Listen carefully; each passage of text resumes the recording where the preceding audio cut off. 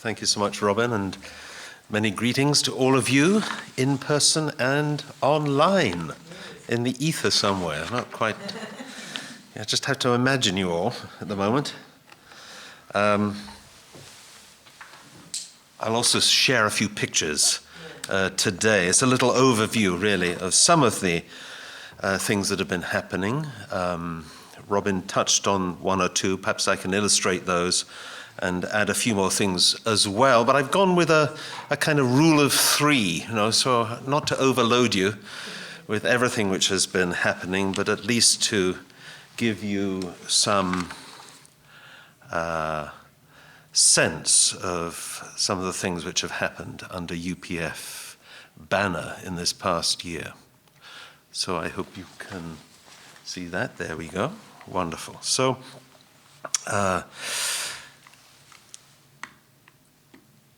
this is some, I suppose I've called it global news because it extends beyond our kind of immediate borders here.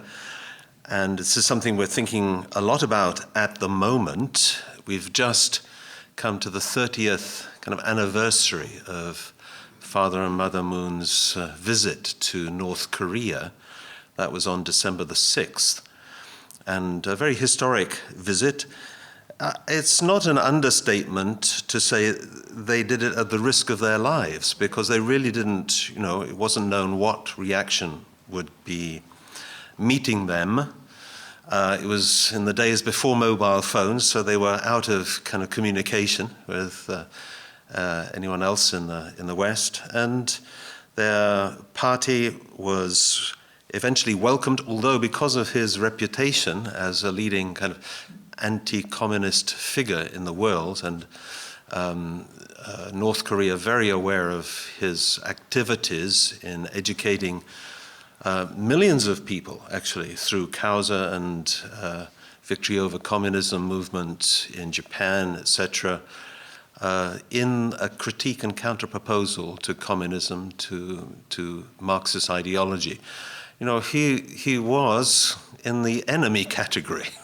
But he was determined to go there to reconcile with the original dictator there in North Korea, Kim Il-sung, and seeing him as a kind of brother on the world stage that he wanted to embrace, and that's exactly what he did. Of course, he came with a lot of wisdom, bringing some proposals, including the setting up of automobile making factory there, and a few other business initiatives. So this we remember with some kind of mixed feelings, of course, because there was a strong hope that on the basis of this, real change would come, and still we're 30 years on, but we'll get to that question a little bit later with other speakers, I think. So. This past year, we've also had Think Tank 2022 events and forums which have taken place, and I believe, again, other speakers will touch on this, but it's a virtual think tank, really, that has been set up, gathering experts with a focus on stepping up efforts to remove the impasse which is still there, of course, in respect of Korean reunification. Also, we've had in these programs, and including what are called rallies of hope, which have taken place in the kind of lockdown world, but I think will continue because they're proving to reach an audience that we couldn't reach before. We've had such notable speakers as Jose Manuel Barroso. He is, of course, the European President of the European Commission until 2014, and a former Prime Minister of Portugal. We've had Professor Sarah Gilbert, was the person who really designed the Oxford vaccine against COVID-19, and she spoke on a couple of occasions at these events. The Honourable Ban Ki-moon, former General Secretary, and also other major players in American politics through the help of the Washington Times in particular, Newt Gingrich, Mike Pompeo, even Donald Trump appeared at one stage. So a wide range of people, including such as Prime Minister Hun Sen of Cambodia, who's not on the right of politics, I would say. And this, this is UPF, is to embrace everybody, really, and to be able to move forward in a coordinated way. So because of Hun Sen's involvement, for example, we could establish a launch of a kind of secretariat base there in Cambodia.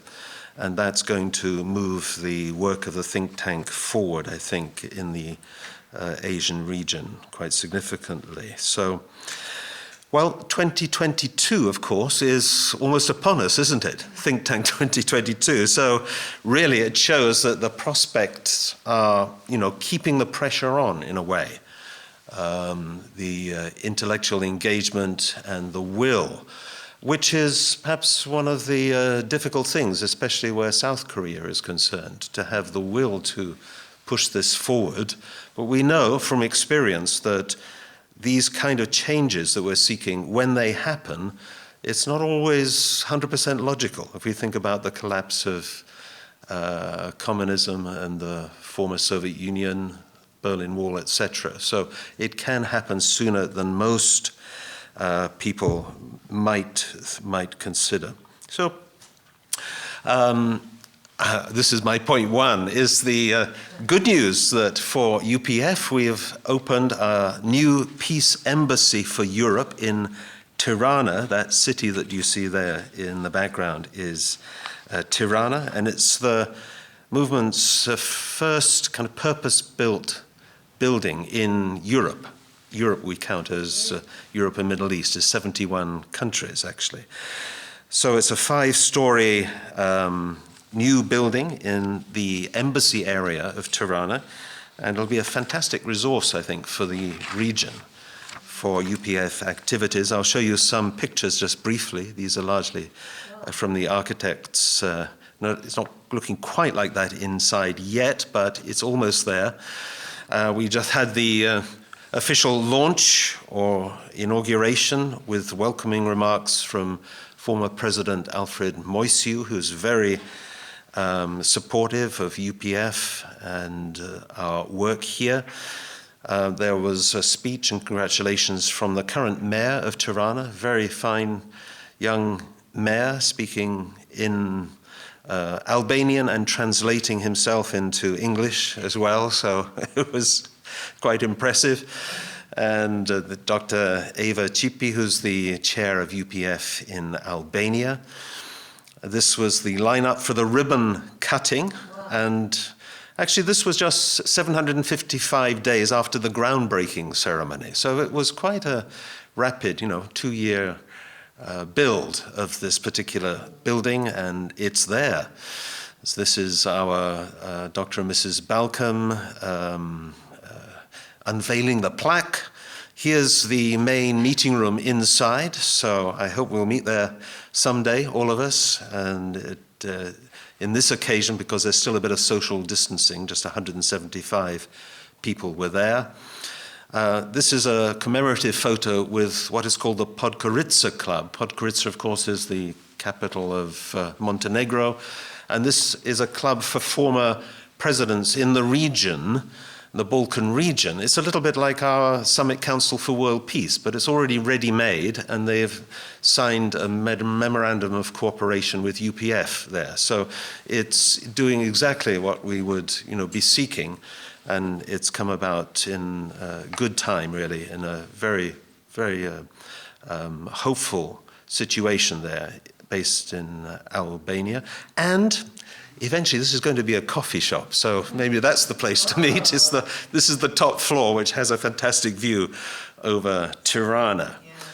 After that, our key people in Europe in UPF, such as Dr. Otsuka, we saw before, Jacques Marion, they went, and Mark Brand there, we went as a little group to meet the Prime Minister there of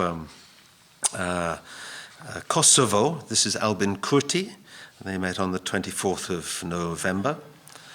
Then the second area, which was also got a little mention, was the Peace Road. Now, Peace Road is kind of preparing the ground for the International Peace Highway, large infrastructure project, which will take a huge amount of cooperation and investment to be realized. But before that, this is changing hearts and minds and getting them prepared for such a visionary project. In UK, we did a walk here. Well, some of us did it, some of us found ways around it. That's me, actually. I can't say I walked it, you see. My wife walked it, and Margaret walked some of it, I think. So, UK Peace Road event. This is Hadrian's Wall, and this July, a group of about maximum 40. It wasn't always 40. I think, Caroline, you were on that as well, right? You joined us at the end. So this is the Peace Road. These projects happen all around the world and in different places and different styles. We had a swim in Sweden, I think. And so this is the group here starting out, looking fresh. This was Carlisle with the Mayor of Carlisle, so good kind of civic engagement. This is On the Walk. The interesting similarity that we noticed was that between the DMZ and Korea, which is of course figuring very much in this year's programs, and Hadrian's Wall. It almost looks the same, it's about the same length, and thus the latter is gratefully confined to history, and we hope that the DMZ will be as well, and we can enjoy a walk together with liberated North Koreans. So, and at the other end was a meeting with the Newcastle mayor, who was very enthusiastic about the work of UPF. The third area I just want to mention is the kind of multi-faith focus on peace, which has been developing over this last year. A number of webinars from the World Christian Leadership Conference that was originally founded in 2018 in December. And it's had quite a number of key speakers provided from our wealth of ambassadors for peace here in UPF in the UK, such as Reverend Canon Ann Easter. She was speaking there. Reverend Dr. Marcus Braybrook, Reverend Marcia Levine, who's from Birmingham, maybe you know, I'm not sure, and others. So, you know, this is ongoing program. And more recently, a large interfaith prayer rally with 1 million people joining online for prayer to advance things in this kind of style of cooperation. I think it's quite significant, and I believe the plan is to have this, something like this every month, so reaching increasing numbers. So that's really what I wanted to share today. I want to say thank you very much for your support. Without your support, there wouldn't be these kind of activities or things to report. So we really treasure every associate and friend of UPF and Ambassadors for Peace. Thank you for your commitment over the last year. And we look forward to exciting things building on what I've shown you today in the coming year of 2022. So thank you so much.